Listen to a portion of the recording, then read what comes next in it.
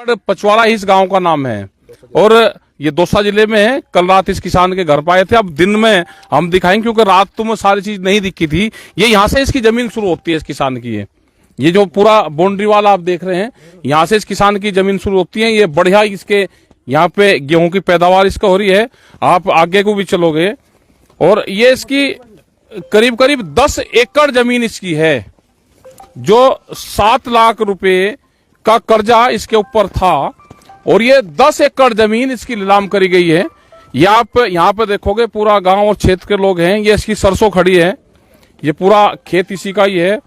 सरसों इसकी यहाँ पे खड़ी है, बहुत बढ़िया सरसों है। ये सरसों पूरा आ जाएगी अभी फरवरी में लास्ट और अप्रैल उसमें मार्च में ये सरसों कट जाएगी। इस किसान ने कहा कि मैं अप्रैल के बाद में पैसे जमा कर दूंगा क्योंकि इनके पिताजी की डेथ हो गई थी, लेन देन वही करते थे। ये यहाँ पे देखोगे तो ये पूरा एक कैंपस भी है इनका। ये यहाँ पे घर है और यहाँ पे क्या है कि जो घर हैं वो भी ये अपने खेत में ही बना लेते हैं। यहाँ पे ये पूरा जो इनका घर है, ये आप देखोगे जो घर है इनका, ये महिलाएं यहाँ पे हैं। ये घर भी आप दिखा दो जरा सा, इसका घर को भी दिखा दोगे तो ये घर भी उसी जमीन में नीलाम करा है जो 7 लाख रुपए के कर्जे में 2 करोड़ की प्रॉपर्टी है ये। और ये घर भी उसी में ही है, ये घर भी नीलाम करा है उन्होंने पूर्ण रूप से। यहाँ पे पूरा गांव है, ये महिलाएं उनके परिवार से है। उनका परिवार के तो लोग यहाँ पे नहीं है, शायद ताला लगा हुआ है, वे चले गए। एक बच्ची यहाँ पे जरूर है, कुछ महिलाएं हैं उनके हैं। और ये आप देखोगे कि 10 एकड़ जमीन किसे कैसे जमीनों को लूटा जाता है किसान की। और ये पूरा जमीन उसका 10 एकड़ का पूरा फार्म है। कुछ जमीन उसकी दूसरी जगह भी सड़क के नजदीक है जो बहुत महंगी है। 2 करोड़ रुपए की प्रॉपर्टी। ये महिलाएं हैं, इनसे हम बात भी करेंगे। और आप यहीं रहो बेटे, एक बार लो बताओ। तो ये तो लोग ना यहाँ पे आते, गांव के लोग ना आते। और आज इस तरह की राजस्थान में दूसरी जगह भी जमीनों की नीलामी की बात यहाँ पे करी जा रही है। ये पूर्ण रूप से वो है कि इन जमीनों को बैंकों के माध्यम से सरकारें और जो बड़े उद्योगपति है वे छीनना चाहते हैं। उनकी नजर देश की जमीन पे है। ये रामगढ़ पचवाड़ा जो घाटी है, ये बहुत उपजाऊ यहाँ की जमीन है। इस जमीन पे बाहर के लोगों की नजरें हैं, उसको खरीदना चाहते हैं, उनको लूटना चाहते हैं। ये बुरा है। ये महिलाएं आपको बता देंगे। लो बेटे बताओ, अपनी बात आप रखो। देश समाज सब लोग आपकी बात सुन रहे हैं। ये लोग उनको दे दो भाई। आप बताओ जो भी आप कहना चाहते हैं इस पर आप बता सकते हो। आप सीधा। सबसे पहले तो मैं आपको धन्यवाद देना चाहता हूँ कि किसानों की बात सुनने के लिए और हमारा साथ देने के लिए। 2 महीने पहले मेरे काका जी की मौत हो गई थी खेत में, पता नहीं कैसे हुई। यहाँ से सही सलामत गए थे सामने सोने के लिए। फिर सुबह हम 4 बजे जाके संभाले थे वहाँ पर, तो वहाँ पर मेरे काका जी की मौत थी। फिर रिपोर्ट अभी तक कुछ नहीं आई। जिससे पहले 10 बार गाड़ी आगे दबाव डालते लोन जमा करा। हमने टाइम मांगा था, टाइम नहीं दिया उसने।